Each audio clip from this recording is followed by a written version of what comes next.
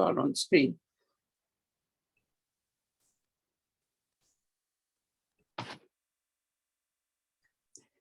And to type into chat if you want to speak. Brendan will monitor the chat function. So as the welcome, what I would like to say is it is a pity for the second year that we find ourselves meeting remotely. But as the years unfold, I'm sure that we will again enjoy the freedoms that we have missed over the last 2 years. Our membership offer with organised group walks and programmes is nearly back to pre-pandemic times, and I'm grateful to all our walk leaders who have been leading walks during these difficult times. Our staff members and volunteers make being a member of the Ramblers Scotland a great experience, and long may this continue. It is interesting to reflect that it is now 40 years since the formation of the groups in the major Scottish cities of Glasgow, Edinburgh, and Aberdeen. And now in 2022, not only with increasing membership numbers, but also having the respect of Scottish Government, other agencies, partners, voluntary organisations, all of this we deserve. There have also been major campaigns won by determination and members' efforts over all these years.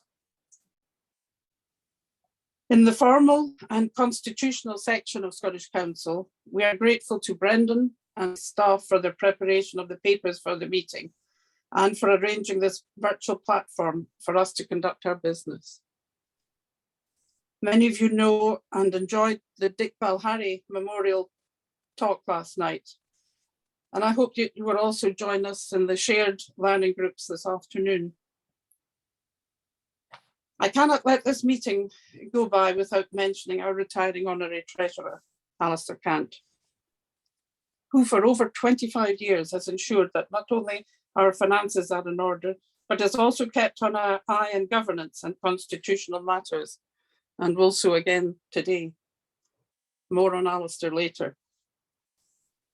I would also like to make particular mention and welcome our Vice President, John Holmes, from the Board of Trustees, Ronnie Forbes, Rebecca Dawson, the Chairman, and Kate Ashbrook.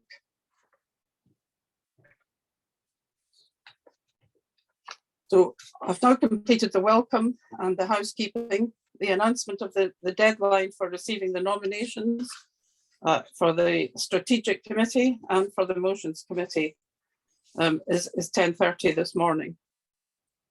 Claire will receive any late nominations. I now need to hand over to Brendan for the next item. Brendan is the Director of Scotland, and he will present our year for us. Thank you, Brendan. Thank you very much, Alison. And I would like to start by echoing your thanks to our volunteers, to everyone who contributes to the Ramblers as a volunteer, but particularly to the walk leaders who've managed to keep walks going in some really difficult circumstances over the last year. So when I spoke to you last year, again, sadly on Zoom, it was about resilience and what we needed to do to make the best of what was a difficult situation for everybody, in the hope that it would make it a little easier if people could stay in touch with friends and still enjoy the outdoors. And that certainly is where we started our year. So there was some hope as we went into last winter that things might be improving. But of course, we had another wave of COVID and related restrictions, which again hit us and indeed the rest of the country very hard indeed. But by spring, we were beginning to see real signs of recovery. It was a little bit like walking up a long ridge where you'd spent months and months looking at nothing but you'd spent ages looking at nothing but your boots and putting one foot in front of the other. And then finally you could sort of lift your eyes a bit and look at the landscape around you and realize that it had changed. And I think that's where we are now. We are in a place where we can genuinely talk about recovery. There may be further waves of COVID, there may be further restrictions that come with them, but it's unlikely to be anything like what we've seen before. And as Alison's mentioned, there are absolutely signs of growth now and returning to not normal, because I don't think we're ever returning quite to normal, but to a place where we can look ahead and see what's possible. So walks are indeed at 90% of pre-pandemic levels. So thank you to everyone who's made that possible. We have actually seen in the last year an 11% increase in the registered walk leaders. I'm really conscious, though, that for some walk leaders, they haven't returned to walking, leading walks, or indeed they may have decided effectively to retire without necessarily noting that. Do please update, assemble the volunteer management platform if you can, because we want to have the truest possible picture of the health of our groups. And I do know that it's still hard for many of you to find the walk leaders to lead the walks. And that is really important, because membership is not just recovered, but is now higher than pre-pandemic levels, which is really quite extraordinary given the year that we have had. So that is fantastic to see, but I do know that it does place pressure on groups where they are struggling to meet the needs of existing members. But from my point of view, it is very much an opportunity, although I know it does increase the pressure on everybody. And I guess I would say that there are some things that we have had to do, like learning to use online platforms more effectively, which, although we don't want that to be our entire future, and I, for one, absolutely want to get back to meeting in person and very much hope that we can do that next year for Scottish Council. I do think that we have learned that we can do more and deliver more if we combine real world meetings with online activities. And so that's been particularly true, I think, for our training offer, where we've switched away from doing anything in a classroom, and we're now delivering training for walk leaders and for other things, either online to be as inclusive as possible for everyone around Scotland, or in person, where we can have the greatest possible impact for the people who attend. That's been a huge change. I'd also like to pay tribute to the Ramblers Scotland Strategic Committee, because although you may not have seen it, behind the scenes, they've been working away to make the way that the Ramblers operates as an organisation in Scotland more effective. So that's included some very welcome changes to the Constitution, which I know causes people's eyes to glaze over sometimes, but it is the basis on which we build everything else. And we're still working that through with some motions today, but it's good to see that the overall effect of that will be to widen who can join RSSC, which is very welcome indeed. And also I'd like to pay tribute to Alison particularly, but also other members of the committee who have worked on the remote and rural working group, because what they have been doing is looking at where areas have not been functioning properly, engaging with volunteers and groups that are often thriving in those areas and saying, how can we better serve you? If your area isn't performing in the way that you would like, if you might in some cases think that actually the area isn't performing a useful function, we need to accept that and look at other ways that we can support you without in any way taking away from the areas that are still delivering valuable things for those who are on them and those who are in those areas where they're working well. So I'm going to step back now and look a little bit at our year through the lens of some of the big headlines in our strategy. And I think for me, the one that is always front and center is helping everyone find their feet. So this is what can we do, not just to help all of the Ramblers function brilliantly, not just to make sure that we have thriving groups and active members and plenty of volunteers, but what can we do to draw others in? And that does start to a degree with us. It's about making sure that we support you to make the Ramblers the most welcoming and the most exciting place to walk in Scotland. So we have made real progress with our walk leader training officer, as I've said, moving that to online or in person and really doing away with the classroom sessions that were a part of that training before. I think that's made a big difference to the experience for people who've joined. And I do hope, if you haven't already, that you will give some of that a try. And we've also offered a lot of other things, including masterclasses, which have added a lot of depth and interest for walk leading volunteers to find out about other aspects, including the natural world and other things that could enrich their experience and the experience they can offer others who join them on their walks. I would also say, if we're talking about reaching out to communities that we haven't reached before, that the Out There Award goes from strength to strength. This is our programme, which we run with Scottish Government support for 18 to 26-year-olds from all backgrounds. That's been extraordinarily successful in the last year, and 60% of the people joining that program face one or more additional barriers to getting outdoors. That could be people from poorer neighbourhoods, it could be people from ethnic minority communities, but it's extremely welcome to see those young people not only getting outdoors, but in many cases going on to walk with our young walking groups, which are really benefiting from that influx of new people. So that's helping, or some of the highlights from helping everyone find their feet. One of the next big planks that I want to talk to you about from the strategy is a Scotland designed for walking. Now that's obviously to all our benefits, but it's also for the benefit of the country more widely. And I'm pleased to say that Scottish Government have probably more than ever in my time at the Ramblers really seemed to recognise and grasp those opportunities, because we've seen some big increases in relevant Scottish Government budgets, which should potentially benefit our work, or at least be relevant for it. So those two big changes are a huge increase in the budget for active travel, and also a big boost for physical activity funding, the promotion of physical activity to people from excluded communities in particular, which we may well benefit from. And we've also worked alongside Scottish Government partners. 5 of the 6 agencies that have partnered with us this year on our Wild Camping video campaign are Scottish Government agencies. They're the national parks, they're Nature Scot, they're the Scottish tourism bodies. So that piece of work is very much focused on a non-Ramblers audience, and it's us working alongside Scottish Government to make sure that when people are experiencing the outdoors in Scotland for the first time, that they do so in a way that's really enjoyable, but also safe and responsible. And I think we're winning friends and allies within Scottish Government for taking a lead on that work, which we very much are. They're looking to us for leadership on that, which is quite extraordinary. I think I also want to mention, now that I'm talking about Scottish Government, about the amazing work that our colleague Helen Todd did around the Holyrood elections. So I've been involved in a lot of charity campaigns to seek to influence elections. Usually they start too late. Usually they are more a gesture than something that has a real measurable impact on the way that people see the work that you're doing. But in the case of the work that Helen led last May, we saw all of the party manifestos pick up one or more of the things that were in the proposals that we put forward in our manifesto. I've never seen a charity campaign achieve that before. We obviously now need to translate some of that into actual action, but it is fantastic to see that level of engagement across all of the political parties. In terms of campaigning on the ground, I think you'll probably all be aware that we've had 2 major campaigns that were just beginning at the end of the Ramblers year. So the first was on the Ben Elder level crossing at Dalwhinnie, where we really have led the outdoor sector, and in many ways the public response to Network Rail's outrageous decision to shut that level crossing without any consultation. That will be a long and hard fight. They're not an easy adversary to deal with, but we will continue to argue for access across that crossing. And we're also involved, as many as you'll know, in litigation at Glenborrow to protect an historic right of access, and indeed access across the whole of the estate there. That's not something that we've done lightly, but we're extremely grateful to those of you who've supported us, both with the campaign, but also with the fundraising for the litigation. We've now raised over £30,000, including many donations from non-members who absolutely see us as a leader in the fight to protect and promote access in Scotland, which is extremely welcome.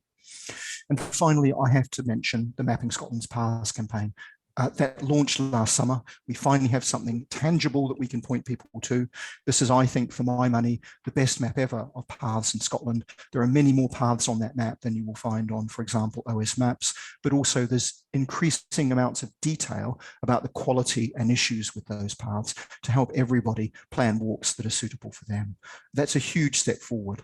At the end of last Ramblers year, we had over 150 volunteers, many non-members involved in that. And that really will help us ensure that everybody can find places they want to walk in Scotland. And I would say much of that work is thanks to our volunteers. And if I was going to leave you with one thought about that, it is that we do absolutely have the best access rights in the UK, in Scotland, and there are amazing volunteers helping us to protect and preserve those. But I do think because of the way Ramblers started in Scotland, I do sometimes look with envy at my colleagues in England at the strength of the bench they have on access volunteers. And so if there is one thing that you do have time to do this year, I would ask you to consider getting more involved in our access work as well as our walking work, because I think there is a huge opportunity there with support from the central office for volunteers to be far more influential in local debates about access issues that affect them and their communities. So I do encourage you to do that. So we're in this new landscape.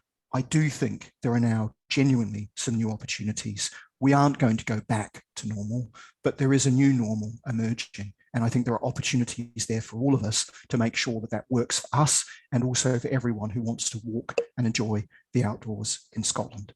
Thank you very much. Well, thank you, Brendan. I now open council to any questions on the annual report, either the report that is printed within your papers or anything that Brendan has said. If you raise your hand, I'll not be able to see everybody, but if you can help me with that, it'd be appreciated. So perhaps easier because we have quite a large group of people today, which is wonderful to see. If you could put any questions or indications that you want to speak into chat, that would be much easier for us to see, but I will keep an eye out for hands too. Thank you.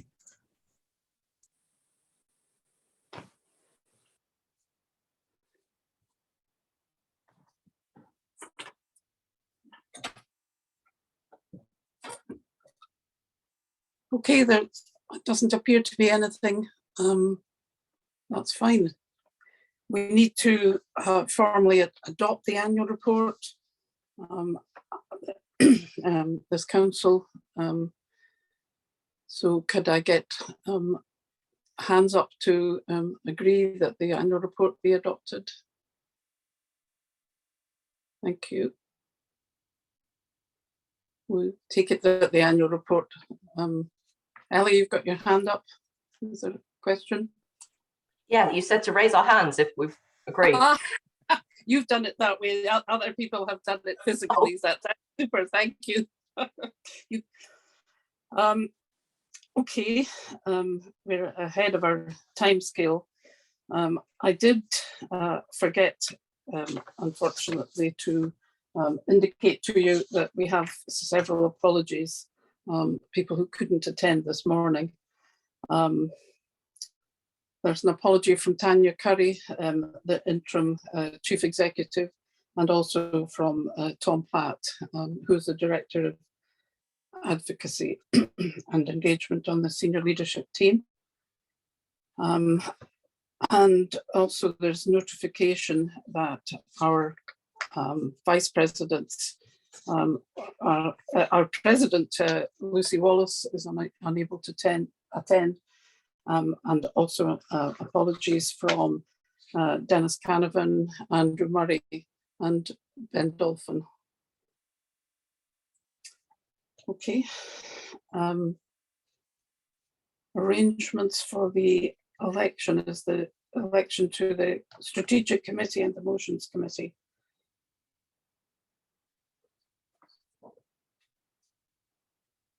The arrangements are that, well, we're ahead of schedule, but I did say at 10:30, but I need to ask Claire if anybody has emailed in any nomination. Claire, have there been any further nominations? Not so far. I am checking the mailbox, but there's nothing so far. So it's 10:30 is the deadline. Yep. So we'll need to hold on for that. I can now move on then. I think to, I think it's page, I've got page 22 in the delegate pack, which is the election of our honorary officers. We have a nomination which has been received for Vice President for Alistair Cant. You'll see the proposer and the seconder are listed.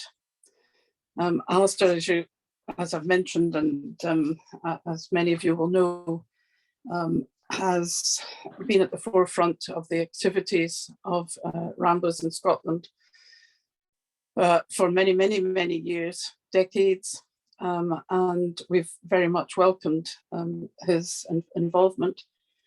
I think he's only the fourth treasurer we've had in 40 years. He'll correct me if I'm wrong. There have not been many. But it's not only the work that he's done with finance, but the general guidance he has given over all these years and all these changes that have taken place, and done it very efficiently, quietly efficiently. He's taken this opportunity to step back and do other things. He's actually retired from work as well. So I'm sure he's got many other ploys. Was kicked off by the 2021 constitutional changes, as well as all the other stuff you've mentioned.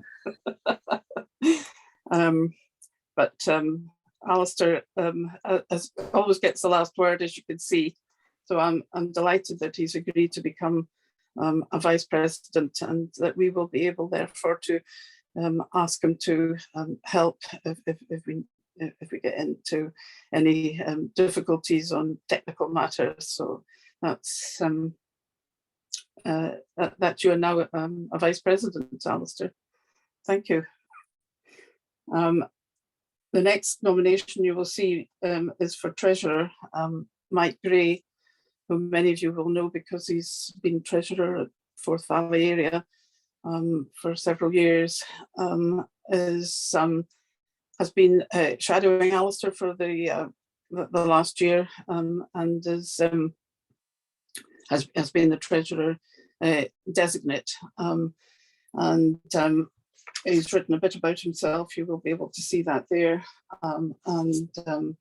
Both Alistair and I have pleasure in welcoming Mike to further involvement with Ramblers Scotland Strategic Committee. Disappointingly, I have to advise you that for a second year, we have not received a nomination for a vice convener. Last year, the situation then was that Becca Cork took on the role and helped with the work of the committee. I'm grateful to Becca for doing that.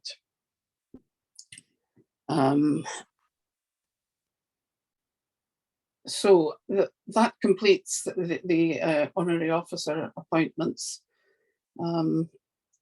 We also need to note the appointment of the independent examiners for our accounts. So for the Scottish Council accounts, Charles Harris has been appointed, and for the Scottish Gathering accounts, which both accounts we will be dealing with just shortly, David Fenlon has been appointed as the examiner of these accounts.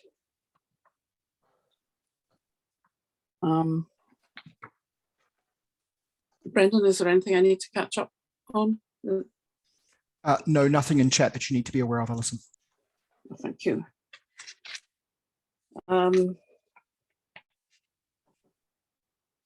So the arrangements for the election, it's still not half past. So I can move into formal business. The formal business, the first item is, as you will see from the agenda, noting obituaries, and these are people who have done extraordinary work for Ramblers Scotland and who died during the last year. The first one is Brian McGilvery from Dundee Group, who also served on SCEC. And of course, many of you will know his widow, Jean. And we were also saddened to hear of Isabel Wilson's death from Midlothian Group. Again, a tragedy. And at the time, we sent our condolences to their families. The approval of the minute of Scottish Council 2021 is the next item. Now you have a copy of that in your delegate pack.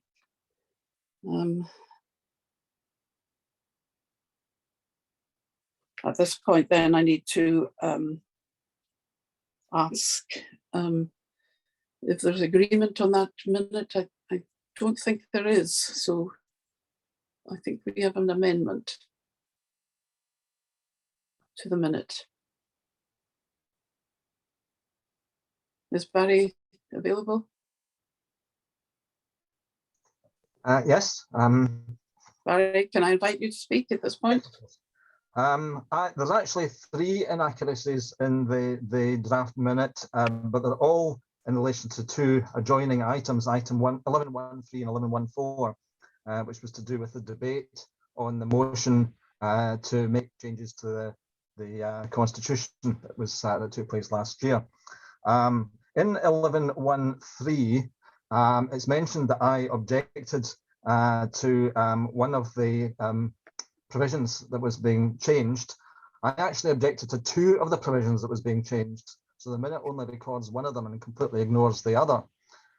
However, since the constitution was passed anyway by an overwhelming majority, obviously people were not swayed by my objections. Therefore, I don't think there needs to be any detailed report of what my objections to the changes. But I'm not happy that one objection is mentioned and not the other. You should either mention both or mention neither. I also think that the wording could actually be shortened and simply mention that I objected to a couple of points, and that's all you need to say. The second inaccuracy is actually in the same paragraph. The last sentence says, Barry also stressed the importance of holding elections for membership of SCEC and encouraging suitable candidates to come forward for election. I fully agree with that statement, but I didn't actually say it at last year's Scottish Council, so I shouldn't be minuted of it as having said something that I didn't actually say. The inaccuracies in 11.1.4 is actually going back to the first point. It mentions Douglas's response to the one objection I made and doesn't mention the other objection I made. Again, I don't think we need to go into detail. That paragraph could actually be shortened just to say that Douglas disagreed with what I had said. There's also a statement, the third inaccuracy is in that paragraph. Again, it's the last sentence. Douglas also noted that there was now a maximum term of office of 6 consecutive years where no maximum existed previously. But this is recording what Douglas had said before the motion went to the vote.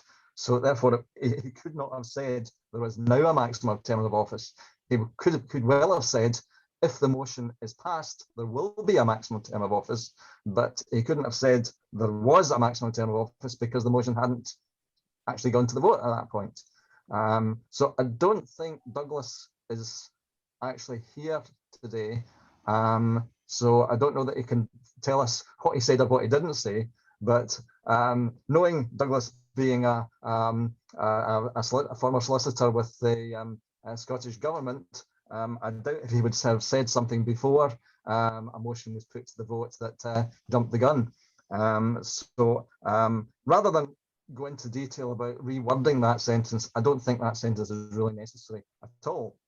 So just to go back to what I suggest for these 2 motions, for these 2 items, I suggest that in 11.1.3, the first sentence just remains as is. Barry stated he wished to speak in a personal capacity, not as convener of the motions committee.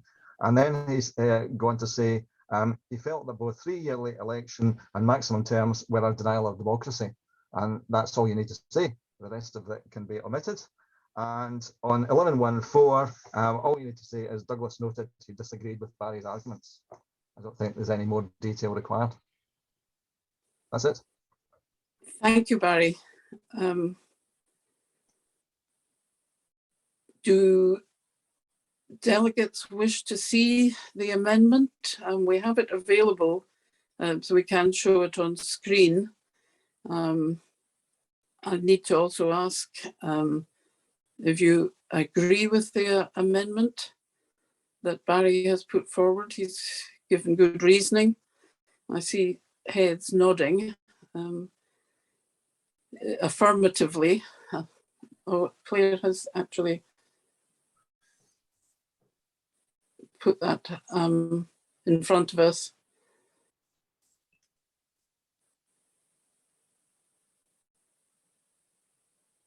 Giving Barry time to just make sure.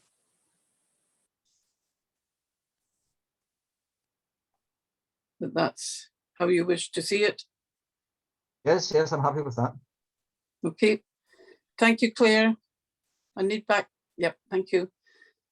So can we now have the amendment agreed and the minute of the last meeting proposed and seconded, please? Amendment. A vote for the amendment. If you're in agreement, raise your hands either physically or electronically. My screen's showing okay. And do we need an actual name for the minute to be approved? Yep.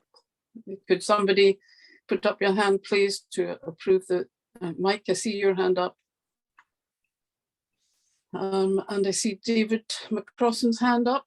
They just happen to be the ones on my screen. Thank you very much. The minute is now approved of the council meeting of 2021. Barry, thank you for your raising the points that you have raised. We need to be kept in order. Thank you. Right, it's now after 10:30. And Claire, have there been any other nominations? No other nominations received? No, thank you. So there are no elections required. This was just to be the arrangements for the elections. So there's no election, but we will tell you the results further down on our agenda. The next item I intend dealing with is the update of the 2021 motions. Now that is paper 05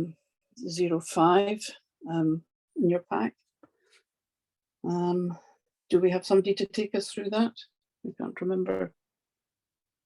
Or was it me? Oh dear, I better get it in front of me then.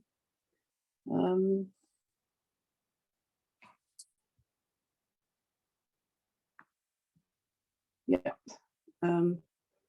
There were 4 motions passed at the council meeting, and you will see them there, and the action taken is also listed there. I don't intend saying any more.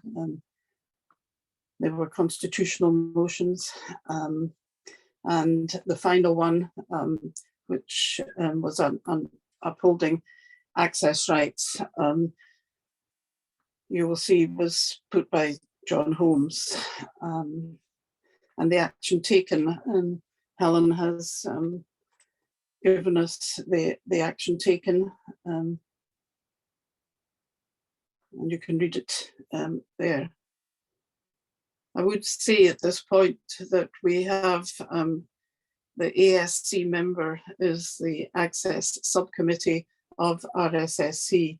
And at this point, and Brendan has already mentioned it, we have an Access Subcommittee with members of the of Ramblers who meet regularly to look at all the issues that come up on access. John Andrews plays a key role on that committee, but we would welcome anybody else. Please get in touch with Brendan, myself, anybody if you wish to help on that. So we're open to questions on any of the items on that update. Are there any hands, Brendan? No? Nothing? Fine. Nothing in chat, and I can't see any hands. Okay, thank you very much. Now, we move on to paper 06E, and I'm handing over to our treasurer for the last few minutes. Thank you. Yes, my time on this earth is short-lived, but I'll hopefully last out till lunchtime. Thank you, Alison. So the first sheet on the 6A is the general fund account for Ramblers Scotland. As you can see, there was a slight benefit of COVID in respect that we didn't actually have any physical meeting costs or associated travel costs, etc. So in fact, the only activity during the year by RSSC members has been a training attendance at a training event by one person. We originally put in a bid for a small amount, and in fact, I don't think we even drew all that amount. So we did end up with a considerable, well, considerable in relation to the spending, a surplus of £628.20, 20 pence, and that has added to the pre-existing surplus of 2,800 odd. So we ended up with a balance at the end of September of 3,500. So we've not actually, I think, bid for a funds for the future year, because this will actually keep us going so far. Obviously, there's a bit of uncertainty about when we can restart having normal meetings, etc. But we're in a good position. So the second account is the Scottish Ramblers Gathering account, which is actually managed by Alison, but I'll talk you through it. Similarly, they had a situation where there was no direct activity, and you can see from the notes after the auditor's examiner's signature some background information, but basically there was money held, deposits, some deposits returned, some still held. So there's a fairly substantial balance there, and the group managing the Scottish Ramblers Gathering will look forward to the future to how to best use this for events or whatever. Obviously, this is money from people participating or hoping to participate, so it is sort of ring fence within this fund. I think there was one small question. Yeah, the allocation of funds to the main general fund comes from the central office, the General Ramblers Finances. We put a bid in each year. It's not a set percentage. It just depends on our planned activities and our likely spend and our carry forward balance. So it's not something that is a set percentage. It's assessed each year, and obviously people in London give it a once over to check it's reasonable, etc. The main spending years ago used to be Scottish Council, but that's now handled through the Scottish staff budget, which for logistic reasons that they are actually organising it, and it makes much better sense for them to spend that, have control of the whole budget when they are actually organising the event and spending the funds. So both accounts have been independently examined. If I can now just stop and ask for any questions on those two separate accounts, please.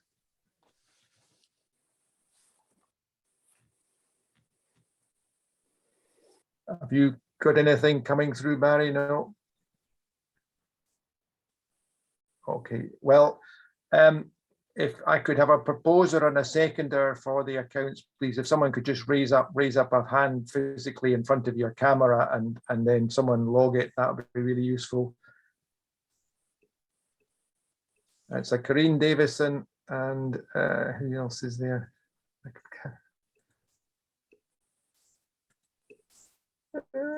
Did you? Alan Watt. Oh, thank you, Alan. Right. So we now move on. The other aspect of this report is that the Central Office finance staff prepare a report for us, for Scottish Council. We get a similar report every quarter to the RSSC, and this is the bigger picture stuff. So it actually shows the overall spending in relation to Scotland.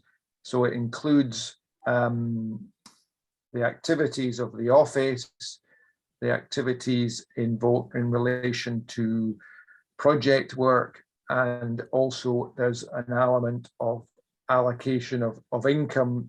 You know, the income primarily comes direct to the Ramblers GB in terms of membership, donations, any special you know, funding, etc. We obviously in Scotland, if we're running particular projects, we get funding at times for those from other project funders. But so what we have got here on report 06B is the summary for the Scottish position. Obviously the income, as I said, is an allocation from the GB overall income. The spending is directly involved in relation to Scotland in terms of the Ramblers staff, the overheads, the project costs. Also there's, as you can see, a split for spending on the legal fund, area group costs, and Scottish Council RSSC. So in fact, for this year, we've, in relation to direct Scottish spending and income, we've got an actual slight surplus of £30,000, which is slightly unusual. I think the COVID situation has reduced expenditure on a number of things. We've also been more successful recently in getting project income. And I think, you know, the work of the staff, you've heard from the annual report, has been very useful on that. So yes, obviously there was no Scottish Council expenditure last year, so that saved a good bit of money. So if we then go on to page 2 of that report, what there is here is, this is the overall view of the allocation of the GB activities, and this is just for comparison to see this is what the whole organization is doing. As you can see, you know, the overall there was a loss, projected loss of almost £500,000. There's various reasons for that, and obviously once the final accounts are audited and etc., then those will be available in time on the website. The other thing at the top half on page 2, obviously there are a number of central services provided by Central Office to Ramblers Scotland, primarily in relation to membership, in relation to fundraising, governance, administration.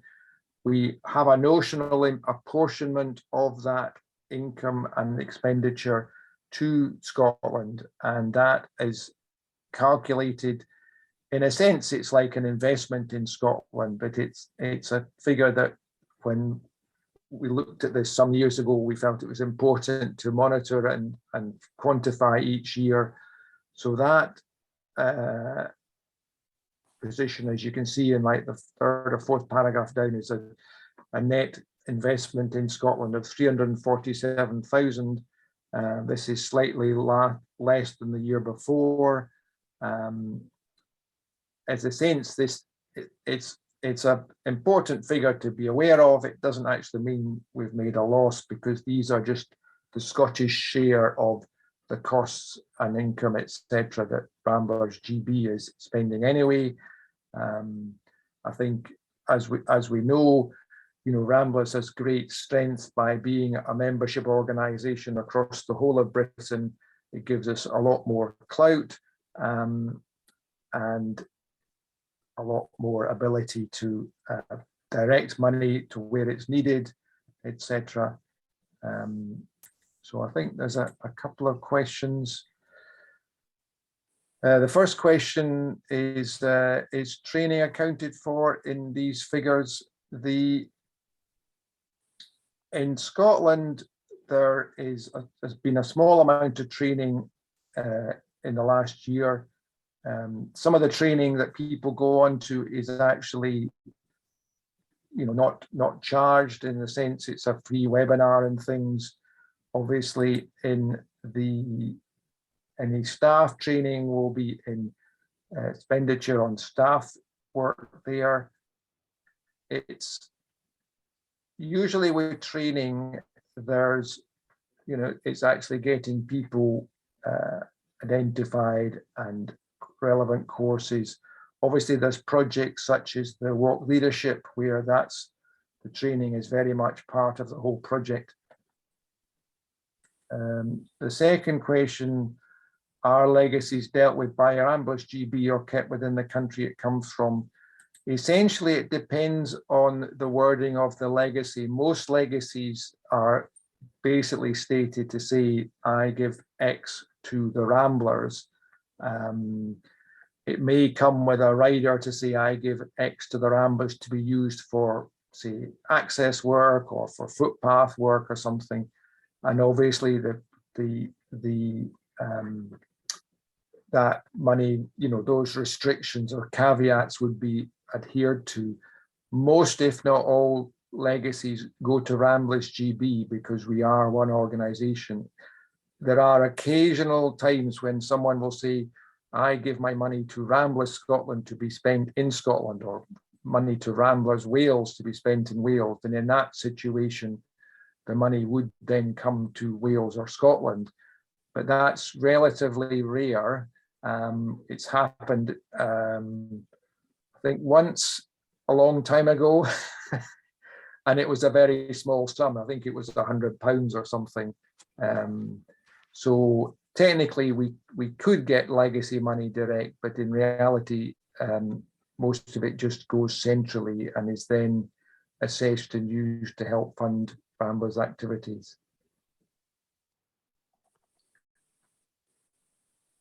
Any more questions on this report?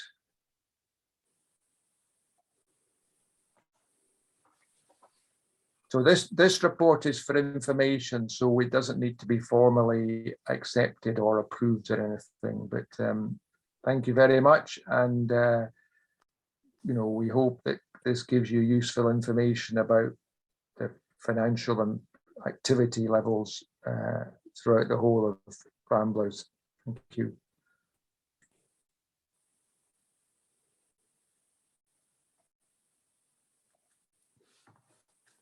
Alistair, there's a question just gone into the chat.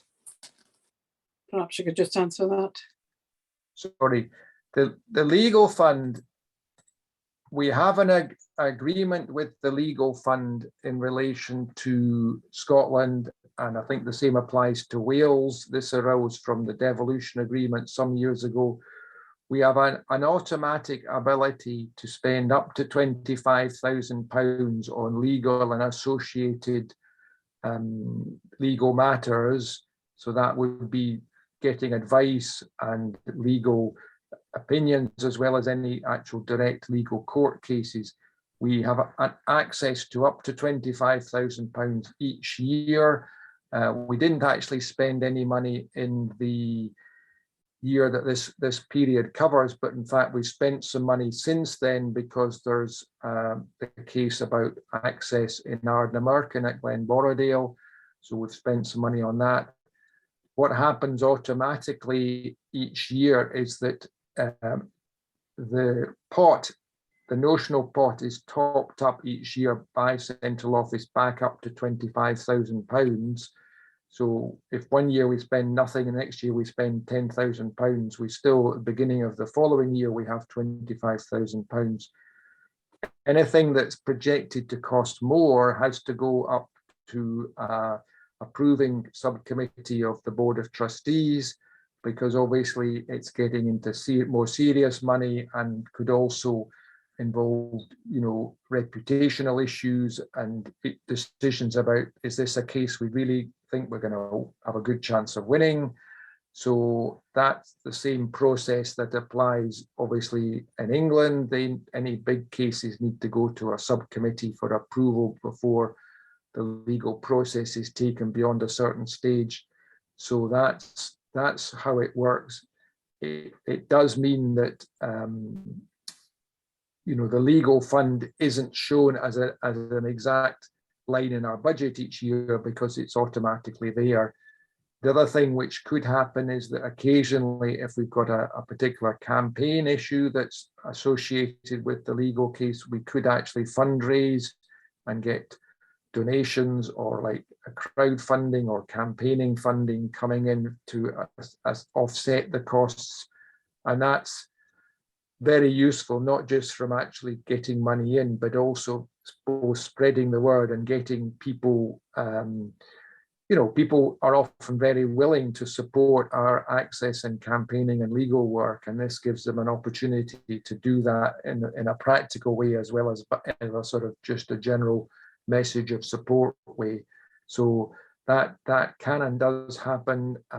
Years ago, we actually had a campaign fund because we were fundraising. Now that's separate from the legal fund, but you know, we try and both maximize our ability to take on key issues that are important and hopefully winnable, or etc., and also maximize the publicity and involving our membership and the wider public on those issues too.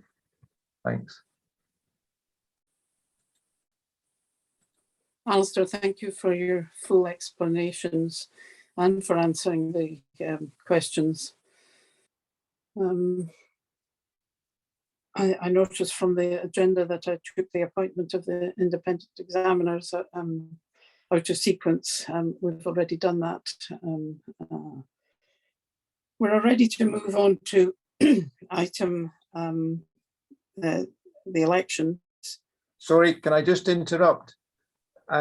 For most, if not all of my time, I had a guy, Paul Kenny, who is the independent examiner for the general accounts. If you could just put a bit in the minutes to thank him for his dedicated work as the independent examiner. Strangely enough, he's retiring from that post the same day as I'm retiring. What a coincidence. So, but yeah, anyway, thanks to Paul. Thank you, Alistair. We'll certainly put that in the minute, and please, you know, give our thanks for the many years that he's checked the accounts for us. Thank you. We're moving on to elections. It's now 5 to 11, and well, that sees 11 o'clock.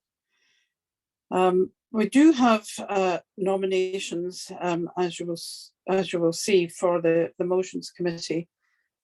There's no requirement to have an election, but Barry Pottle, James Bennett and Liz Hunt, their biopics are available at paper 7. There's not, I think it's just paper 7 rather than paper 7A. And in terms of nominations for the ordinary members of the Ramblers Scottish Strategic Committee, I understand we've received 2 nominations. Am I correct, Brendan? Yes, that's right, Alison.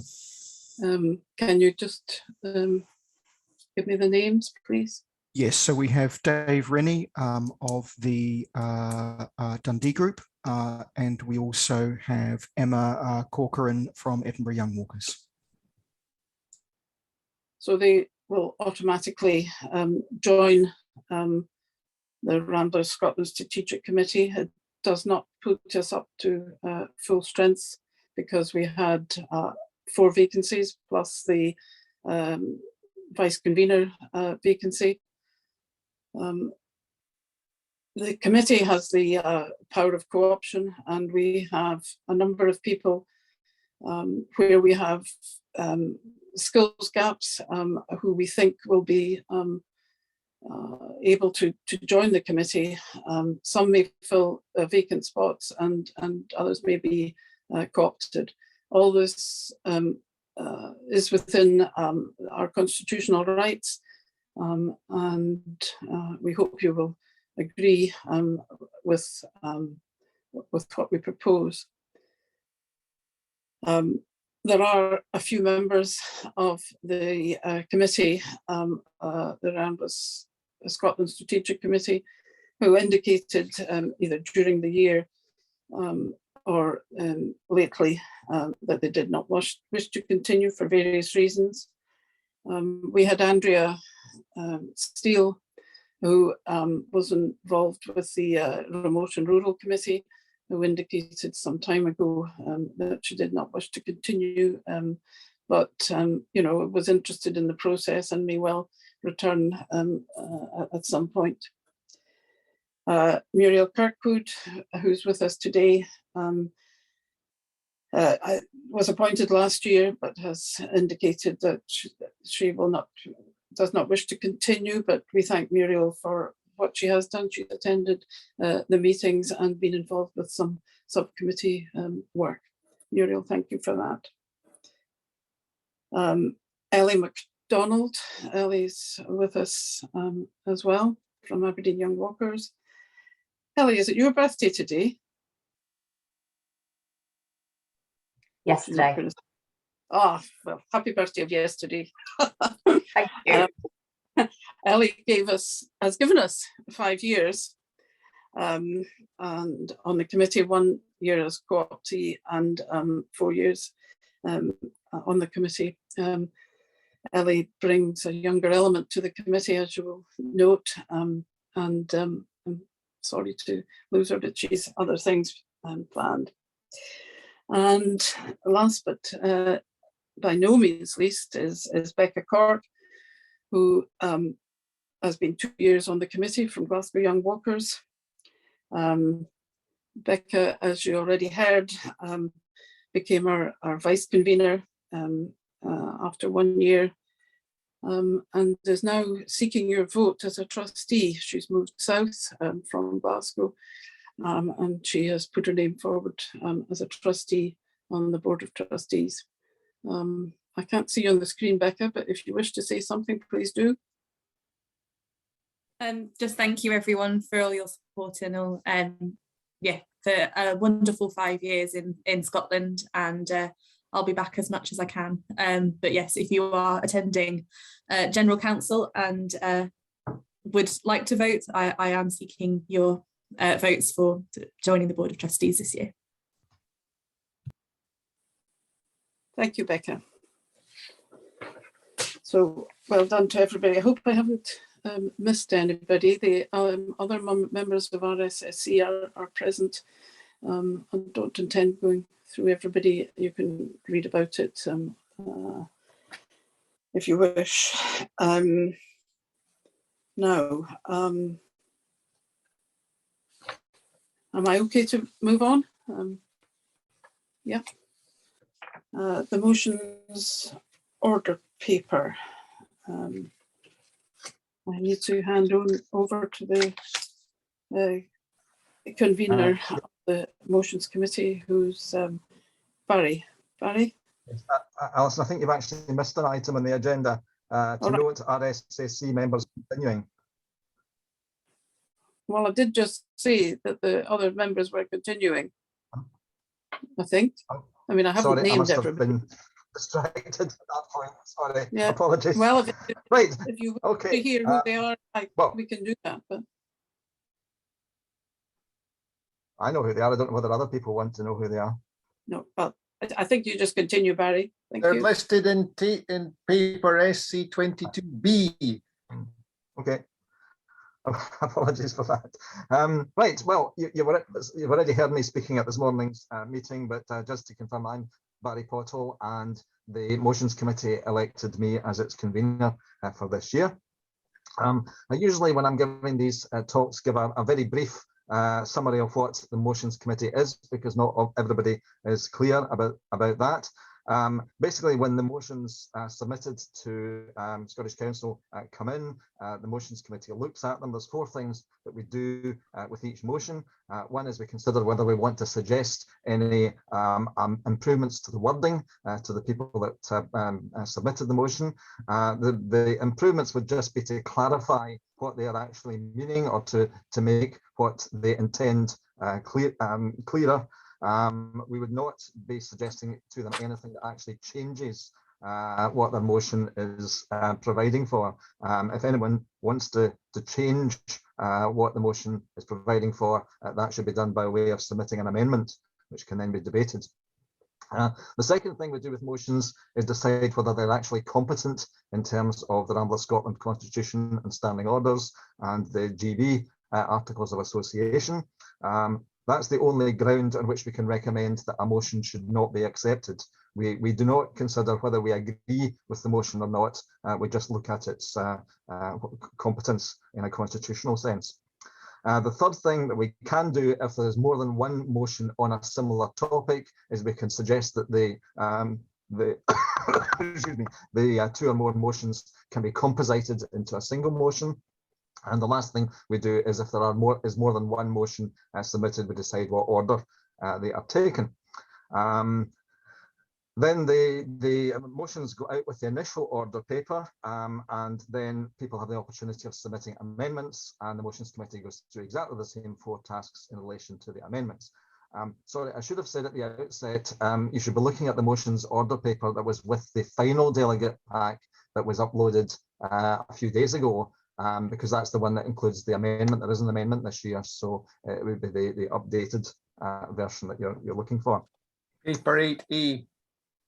Thank you, Alistair. One of my fellow members of the motions committee, James Bennett, in his candidate statement that's in the delegate pack, says we sometimes get bogged down in technicalities. That is actually one of the main reasons why we have a motions committee. It's to avoid this Scottish Council being bogged down in technicalities. We do it so you don't have to. The membership of the motions committee is 3 members elected by the Scottish Council and 2 members of the RSSC, one of whom is the convener of Ramblers Scotland. So there's an inbuilt majority of the motions committee which is not on the RSSC. So that makes it independent. And also it's made independent by the fact that the Ramblers Scotland convener cannot be the convener of the motions committee. Right, but that's just a brief summary of what the motions committee is all about. This year we had a very easy job. There was just one motion to consider. The motion itself was very short, but the supplementary papers in terms of the new proposed new constitution and proposed new standing orders and the versions that show the changes from the previous ones were quite lengthy. So they're there for you to look at if you feel so inclined. When we considered that motion, we had no suggestions to make as to improving the wording. That's not surprising since they were drafted by Alistair, who's very good at that sort of thing. And also because Alistair consulted me at the draft stage, so I had an opportunity of suggesting improvements at that time. We of course had no difficulty in agreeing that the motion was constitutionally competent, and since it's the only motion submitted, the question of compositing and deciding the order of the motions just didn't arise. After the motion was circulated, we had one amendment. The amendment actually came from Alistair and Mike, the people who proposed the original motion, simply making a further amendment that had been overlooked previously. A further amendment to the Constitution, which had been overlooked actually at the 2021 Scottish Council changes. And again, the motions committee went through the same process as previously and didn't have any suggestions to make. So that was really all we had to do this year. It was a very simple task. One other thing that the motions committee has to do is follow the same procedure in respect of anybody asking for to be allowed to submit a motion after the deadline or an amendment after the deadline. The reason why there's provision for that is in case of some major incident or major event that we're required to have a motion about, and it was simply impossible to do that at the time of the deadline, because it happened after the deadline. For example, if the government made an announcement that affected Ramblers and we wanted to comment on it, and the announcement was after the deadline for motions, it would be ridiculous that we weren't allowed to comment on it because it happened after that deadline. But this year, well, at least as of we said in the initial motions paper that any late motions received up to the 1st of March would be included in the updated order paper. There were no requests for late motions at that time. Claire, I take it we haven't had any more since then? Where's Claire? I've lost her now. I can confirm that there's been nothing submitted. Great, that makes things a lot simpler for us, unless somebody suddenly decides, because you could actually propose a late motion during the Scottish Council, but hopefully, well, I'm saying hopefully, it's up to you, but we'll deal with it if it happens. I should say, if there's a request for late motions, a 2/3 majority requires to agree to accept the motion for discussion before the motion is even discussed and put to the vote. Last thing that the motions committee has to do is decide the cut-off time after which all motions, all constitutional motions automatically fall, and all non-constitutional motions are remitted to the RSSC. Just to clarify the meaning of remissions, and sometimes people query that, remission means that RSSC decides whether to adopt the motion or not. So this year there was only one motions which was constitutional, therefore it could not be remitted to RSSC. The time allowed for in the timetable for discussion of motions was 11:15 till 12 o'clock. So there's only one motion and one amendment. I'm sure we'll deal with that well within the 45 minutes allowed for. In fact, it's not even 11:15 yet because we're ahead of schedule. But obviously, when the motions committee was deciding the cut-off time, we had to allow for the possibility of earlier business overrunning. So we just set a time that was the latest possible time without infringing upon the shared learning meeting this afternoon. So it was 1:45. But obviously, it's not going to take till 1:45 to discuss the motions. So that's basically it. I was going to encourage people to stand for election to the motions committee, but since that election has already taken place, that isn't possible. But do consider it for next year, or rather next year's Scottish Council to be elected to deal with the Scottish Council for the following year. It's not an onerous job, despite James saying we get bogged down in technicalities. Sometimes it isn't an onerous job. It involves 11 months of doing nothing whatsoever, and then a slight burst of activity in February when we look at the motions as they come in and the amendments as they come in. But that's really it. It's not a big job. So it's been the same 3 people that have been active in Scottish Council for quite a number of years. So we're very happy if somebody else might put themselves forward next year. And last thing to say is, don't make our job as easy next year. Give us more motions to look at next year. You all have opinions and things. You all talk to each other about things.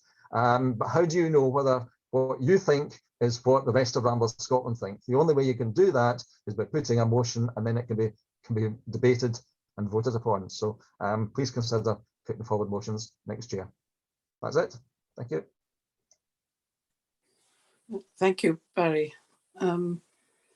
We now move to discussion on the amendment, and I'm calling on Alistair to propose the amendment to the constitutional motion that we have before us. Madam Convener, can I just outline the main motion first, please? Yes, of course you can. Right. Thank you. I'm not going to go into the details, but I'm going to set some context briefly. As you may be aware, we did a whole lot of big scale changes last year to the Constitution and standing orders, and essentially these are the lesser type adjustments we had in mind from that whole period. We did quite a lot of comprehensive work. And as Barry says, we did liaise with Barry Pottle and the Motions Committee on various matters to get their expertise. So essentially what's come this year is the minor stuff, the tidying up, the better placing in a more logical sequence of matters between the Constitution and the standing orders. A lot of the work was done by Douglas Tullis, who was on our committee for 3 or 4 years and who left last Scottish Council. So it's a big thank you to his work. He broke the back in a lot of these minor stuff. So because there's so many changes, we've just, the actual motion says we're going to take the existing Constitution standing order and put them in the bin, and here's a brand new set. But we have obviously included in your document pack a track changes version. So 09A shows the Constitution as it is and the track changes, and 09C show the standing orders as it is and the track changes.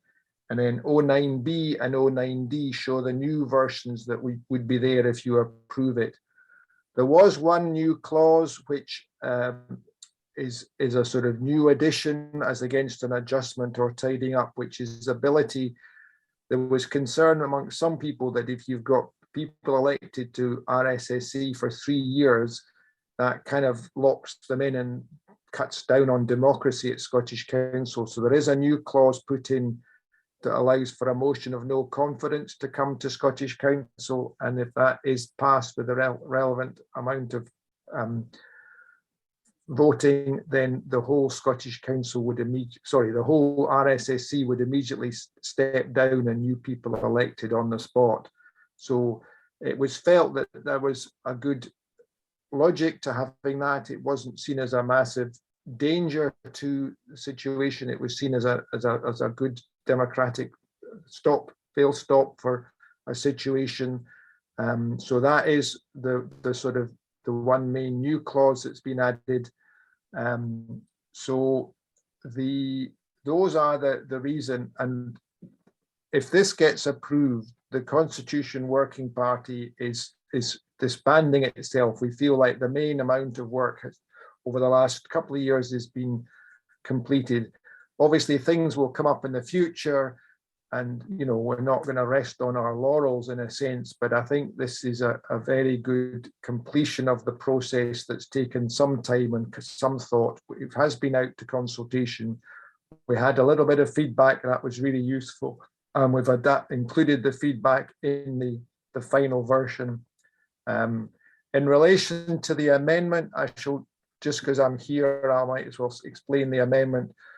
We realised that the clause 922, which is about how you elect ordinary members to the RSSC, the wording changed last year, and we wanted to remove the requirement for a 12 months pre-membership of the Ramblers. By changing it, we actually made it unclear as to whether the people who could stand for the RSCC were delegates of Scottish Council or Ramblers Scotland members or Ramblers GB members. It wasn't clear, and that came to light, in fact, this year because of people interested in standing. So we've made this amendment, which is basically that we say that they must be, they must be a member of Ramblers Scotland or a representative from an affiliated organisation. So that's the proposal. Because it's been normally, if there's an amendment, you have to ask the main proposers of the motion that they accept it. Because we are one and the same people, we've accepted our amendment. But obviously, the amendment does need to be discussed and voted on, and that's done before the main motion. So I shall shut up now and pass it off to the floor if anyone has any questions or queries. Thank you. Could I ask for a seconder, please?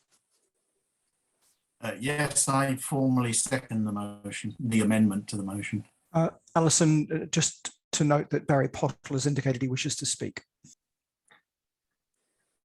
Are there any other hands up? No. Okay, Barry. floor is yours. As we discussed earlier when we were talking about the minutes of last year, there were two parts of the changes last year to which I objected. One was the 3-year terms, which I said was a problem, but you couldn't throw the whole committee out at one time. The fact that the new proposals are adopting a provision for a motion of no confidence and the consequences of that motion, that satisfies that objection that I made last year. However, the other objection I made last year was about the maximum 6-year terms for members of SAC, what is now the RSSC. I felt that was a denial of democracy. If someone's willing to stand and people are willing to vote for them, why should they be denied the right to vote for whom they want? That was basically my objection. That has been incorporated into the proposed new constitution. So for that reason, I cannot vote in favour of the new constitution. I'm not going to try and revive that debate. Clearly, the vote went against me last year, but I'm not going to vote in favour of the new constitution. When it comes to the vote, I'm going to abstain. Thank you for your contribution, Barry. Have we any other delegates wishing to speak? No one else, Alison. Thank you. Oh, sorry, Alistair. Just to clarify, and I think Barry will keep me right if I get this wrong, the amendment needs to be passed by a 50% plus majority to become part of the motion. And then if it is passed, or even if it's not passed, the main motion has to be passed by a 2/3 majority for it to be valid. Barry? Actually, when there's an amendment that is accepted by the proposers, it doesn't actually need to be voted on at all, unless somebody else then wants to oppose the amendment. Otherwise, if everyone's happy with the amendment, it just becomes part of the main motion. So it's only the main motion that needs to be voted upon. But as no, we've planned for a vote. Well, I will go for the. I'll go. Is everyone happy with the amendment? If people can raise their hands of general happiness.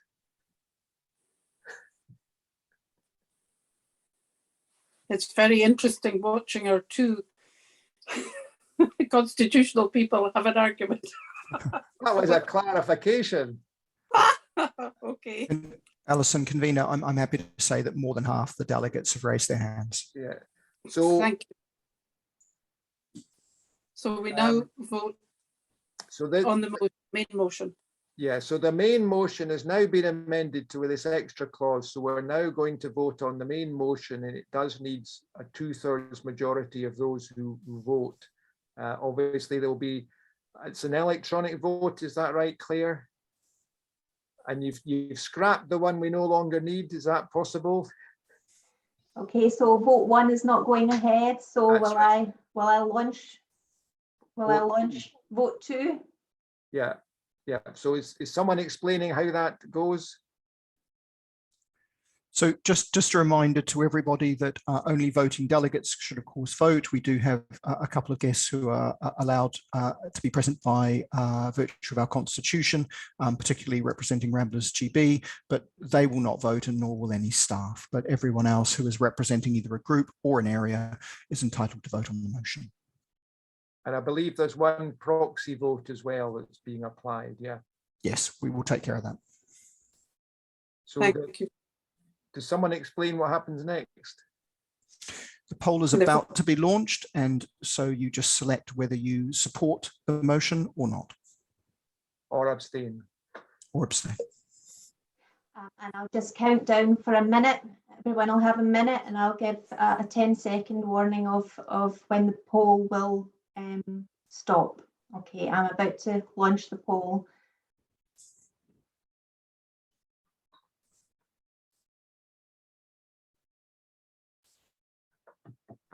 Now.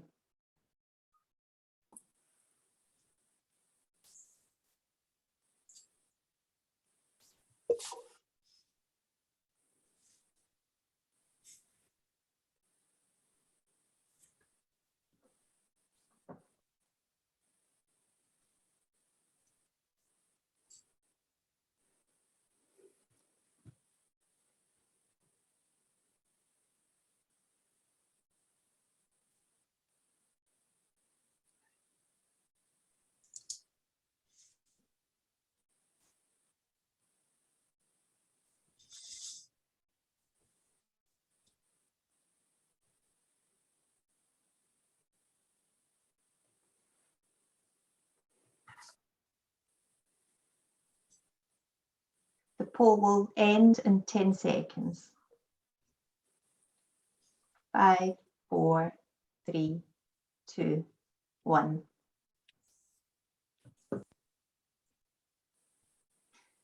Alison, would you like me to share the results? Yes, please.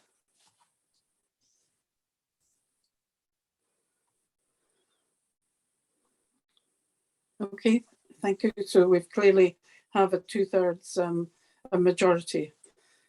So we have a revised constitution. Thank you for taking part, and that's a thumbs up from Alistair. Okay, that was interesting, and thank you for playing a part in that process. We're now in the closing stages, and about half an hour early. But what I will do is just say a few things, and I will invite Rebecca Dawson to speak as well. Perhaps Kate Ashbrook would like to say a few words too. So, Rebecca, I'm happy to move on to the point where you speak to us, if you're around. I can't see you at the moment, but I'm sure you're there. I did see you earlier. I am here, Alison. Sorry, I was having Thank you. sound issues. So if you could just say a few words on behalf of the Board of Trustees and yourself and Ramblers generally, it'd be lovely. Thank you. I will. Thank you, Alison. I hope you can all hear me, because it sounds not very good for me, but anyway, I shall continue. Well, thank you all very much for being here today. And this is my first time attending Scottish Council, so it's actually really interesting to listen to what's being said and the great work that you've been doing. And I'm really proud of the way of the work of Ramblers Scotland in delivering our charitable activities. So I'd just like to say a really heartfelt thanks on behalf of the board to all of our volunteers and staff in Scotland for all the hard work that you've done. Huge amount of work for walkers in the face of a difficult couple of years. So, I think we can reflect on the fact that you've got a great amount done, even when you weren't able to meet as you would have liked to have done and as we've done in the past.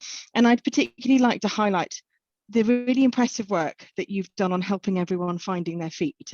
It was great to listen to Brendan earlier, and your Out There award for young people is hugely inspirational, and I think a brilliant example of how Ramblers can help young people explore the outdoors safely, responsibly, and engender a passion for protecting their environment. And I think generating that passion in our younger communities is so important, because they are the people that will support us well into the future. And I was also really impressed by the leadership training that you continue to do, and I know you've had to adapt due to COVID. It's really important that we do train people properly, and also that work to influence government was hugely impressive, and I'm delighted to hear that you actually managed to get that mentioned by the government, and your campaigning work was successful. Obviously we're to see the proof of the pudding as such, but I think we can all learn a lot as Ramblers across our three nations from your successes, so thank you. And I'd also really like to congratulate you on your successful crowdfunding campaign to help fund the really necessary fight to protect Scotland's access rights, particularly at Glenborrow and Downwinnie. These are really crucial fights that we must take to set a precedent, or rather not allow them to set a precedent that take away some of your fantastic rights. And while I'm talking about finance, actually, I'd really also like to say to thank Alistair Cant for his long 25-year service as Treasurer. I mean, thank you so much, Alistair. You have done so much for Ramblers Scotland and for Ramblers in general. We're lucky to have had your time and energy for so long, and hopefully that will continue as Vice President.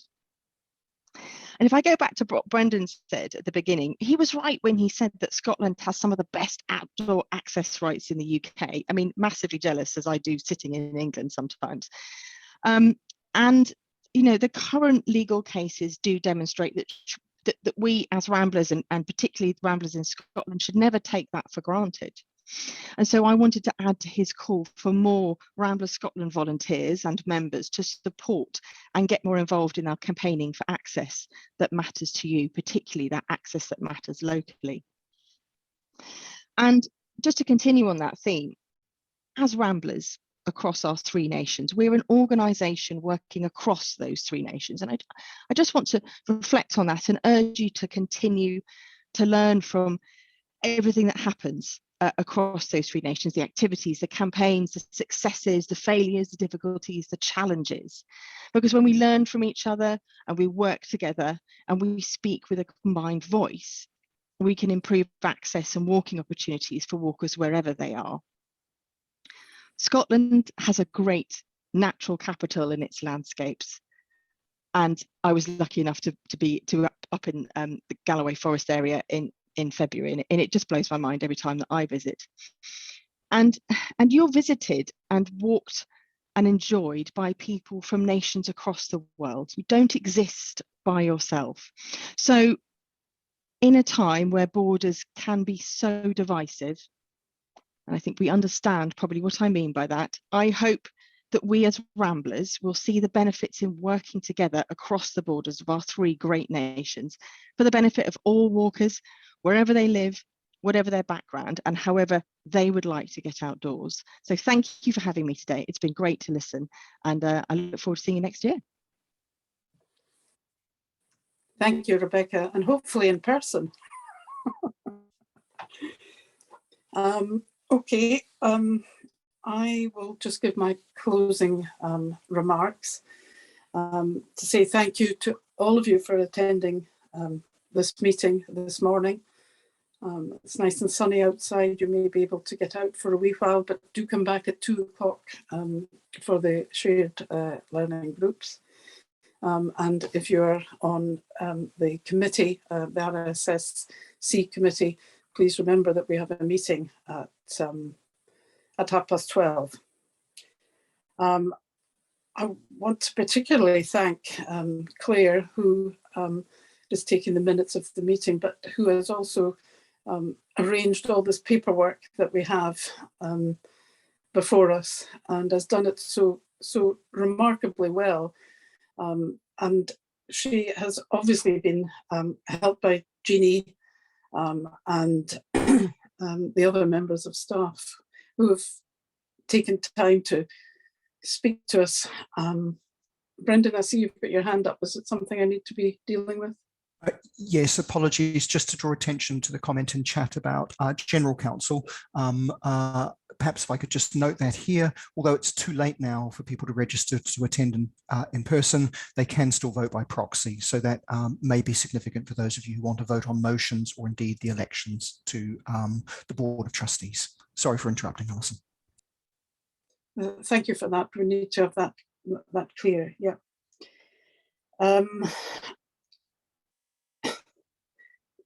So as we, I look forward to next year, being able to see people during the year, and of course at a council meeting that we will have next March. There is a proposed date of Saturday, the 4th of March. Now, the Scottish Council may not return as it was in North Berwick. We may be able to revise our thinking and hold a different sort of meeting. So we've got a subgroup who are going to look at that, but we will get back to you as soon as possible. But if you can keep the 4th of March free. It's disappointing that, there are, I think, 49 delegates that have attended this meeting. We should have had a lot more. There are many groups and some areas who do not have people attending the meeting. That's very disappointing. We have not had an election for the committee. Again, disappointing. So if you can get people to take a deeper interest in the Ramblers, it would be very welcome. I would like to finally ask Kate Ashbrook to say a few words. Kate has been a friend of the staff and many of us who are members of Ramblers in Scotland. She will, after I understand 40 years involved in the executive committee and the board of trustees, be standing down, but I have no doubt it won't stop her being involved in many things. So Kate, I'd like to ask you to speak for a few minutes, if you can.